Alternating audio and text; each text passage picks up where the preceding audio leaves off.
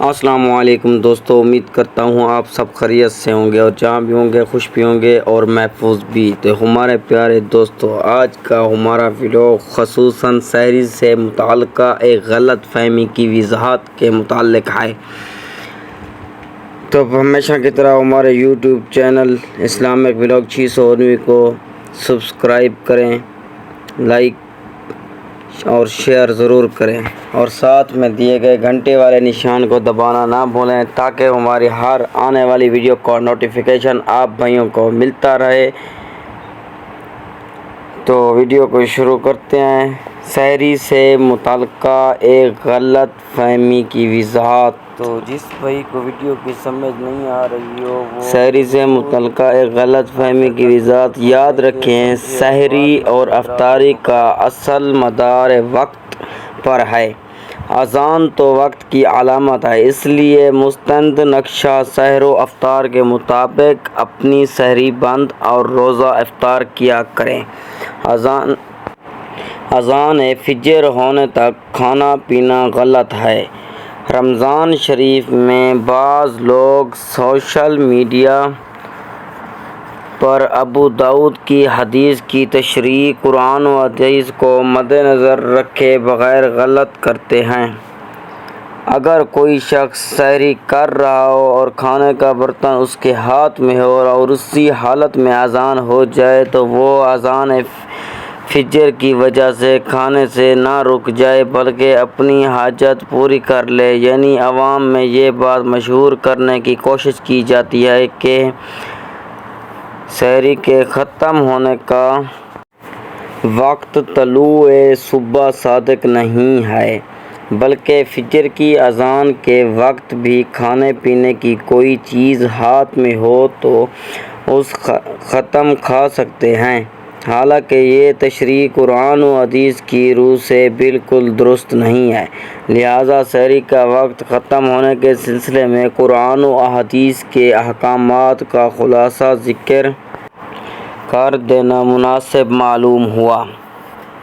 وقت طلوع صبح صادق نہیں ہے، بلکہ فجر کی اذان کے وقت بھی کھانے پینے کی کوئی چیز ہاتھ میں ہو تو اس ختم کھا سکتے ہیں۔ حالانکہ یہ تشریح قرآن و حدیث کی روح سے بالکل درست نہیں ہے، لہٰذا سحری کا وقت ختم ہونے کے سلسلے میں قرآن و حدیث کے احکامات کا خلاصہ ذکر کر دینا مناسب معلوم ہوا۔ اللہ تبارک و تعالی نے سورۃ بقرہ کی آیت نمبر 187 میں فرمایا، کُلُوا واشربوا حتیٰ یتبین لکم الخیط الابیض من الخیط الاسود من الفجر۔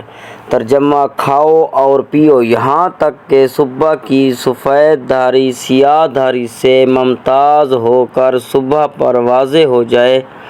اس آیت میں سحری کے ختم ہونے کا وقت بتایا گیا ہے اور اس کی تفسیر کرتے ہوئے مفسرین نے الخیط الابیض سے مراد صبح کا ظب اور الخیط الاسود سے مراد صبح صادق بتایا ہے۔ معلوم ہوا کہ اللہ تبارک و تعالی نے اس آیت میں سحری کے ختم ہونے کا وقت طلوع صبح صادق بتایا ہے۔ دیکھیے عبارت نمبر 1۔ تفسیر بغوی اور طالبی میں اس آیت کی تفسیر میں مزید واضح کیا ہے کہ فجر کی دو قسمیں ہیں۔ نمبر 1، فجر کا ظب یا صبح کا ظب وہ روشنی جو آسمان افق میں بلندی کی طرف نظر آتی ہے اور اس کے طلوع ہونے سے نہ تو رات ختم ہوتی ہے اور نہ ہی نماز فجر جائز ہے اور نہ ہی روزے دار پر کھانا پینا حرام ہوتا ہے۔ نمبر 2، فجر صادق یا صبح صادق وہ روشنی جو آسمان افق پر نظر آئے، وہ اس کے طلوع ہونے سے رات ختم ہو کر دن شروع ہو جاتا ہے۔ سحری کا وقت ختم کر روزہ دار پر کھانا پینا حرام ہو جاتا ہے اور نماز فجر کا وقت شروع ہو جاتا ہے۔ دیکھیے عبارت نمبر 2۔ تفاسیر اور احادیث کی کتابوں میں یہ بات تفصیل سے مذکور ہے کہ حضرت محمد صلی اللہ علیہ وآلہ وسلم کے دور میں ایک اذان حضرت بلال دیتے تھے جو تہجد اور سحری کی اطلاع کے لیے ہوتی تھی، اور دوسری اذان حضرت عبداللہ ابن ام کلثوم دیتے تھے جو فجر یعنی صبح صادق طلوع ہونے کے بعد دیتے تھے۔ مذکورہ واقعہ اور دیگر احادیث سے یہ بات صراحتاً معلوم ہوتی ہے کہ سحری کا اختتامی وقت طلوع صبح صادق ہے، اور اس کے طلوع کے بعد روزہ دار کے لیے کھانے پینے کی اجازت نہیں ہے۔ دیکھیے عبارات نمبر 3۔ سبحان اللہ۔ صاحب تفسیر: جو شخص صبح صادق طلوع ہونے کے بعد تک سحری کرتا رہا تو ائمہ اربعہ کا اتفاق ہے کہ اس شخص پر اس روزہ کی قضا واجب ہے۔ دیکھیے عبارات نمبر 4۔ جہاں تک ابو داؤد میں موجود حدیث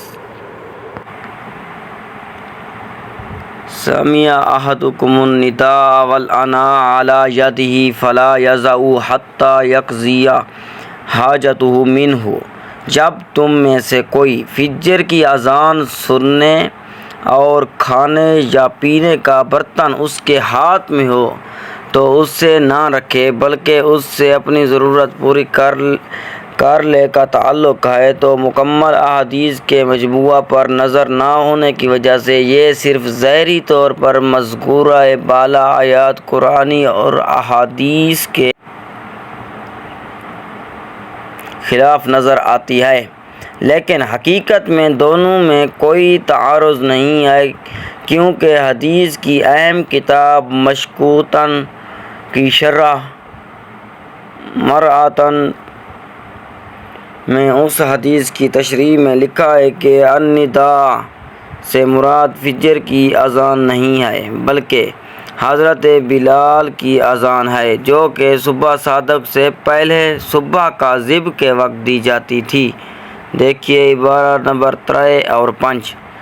نیز سحری کا اختتامی وقت طلوع صبح صادق ہے، نہ کہ اذان فجر، جس کی تائید خود ابو داؤد کی وہ تمام روایات ہیں جو باب وقت سحور میں ذکر کی گئی ہیں، جس سے صراحتاً معلوم ہو رہا ہے کہ سحری کے وقت ختم ہونے کا وقت طلوع صبح صادق ہے۔ دیکھیے عبارت نمبر 6۔ مذکورہ بالا تفصیلات کی روشنی میں ابو داؤد شریف کی ایک حدیث کے ظاہری معنی کو لے کر قرآن و احادیث کے دیگر اور مفسرین و محدثین کی تشریحات سے نظریں چرا کر صبح صادق طلوع ہونے کے بعد اذان فجر یا اس کے بعد تک سحری کا وقت ثابت کرنا یا کھانے کی اجازت دینا ہرگز درست نہیں ہے، لہذا معلوم ہوا کہ سحری کا اختتامی وقت طلوع صبح صادق ہے، نہ کہ اذان فجر۔ اس لیے اذان فجر تک کھانا پینا درست نہیں ہے، کیونکہ ہمارے ہاں رمضان میں عموماً صبح صادق طلوع ہونے کے چند منٹ بعد فجر کی اذان دی جاتی ہے۔